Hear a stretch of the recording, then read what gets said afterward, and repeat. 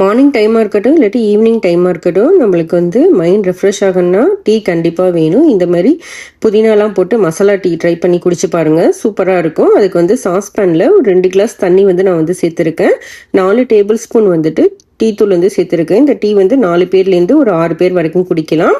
ஒரு 4 பட்டை, 4 கிராம்பு, 4 ஏலக்காய், 3 துண்டு பெரிய துண்டு இஞ்சி, இதை வந்து போட்டு நல்லா இடிச்சு கொண்டு வந்து இந்த டீயில் வந்து சேர்த்துடலாம். தேவையான அளவு வந்து சுகர் சேர்த்துலாம். நீங்கள் நாட்டு சர்க்கரை, வெல்லம் எது வேணாலும் சேர்த்துக்கலாம்.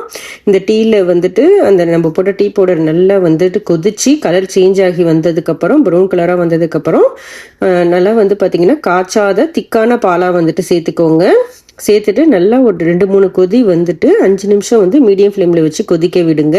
கடைசியாக வந்து பார்த்தீங்கன்னா ஒரு 4 இலை வந்துட்டு புதினா இலையை வந்துட்டு சேர்த்துக்கோங்க.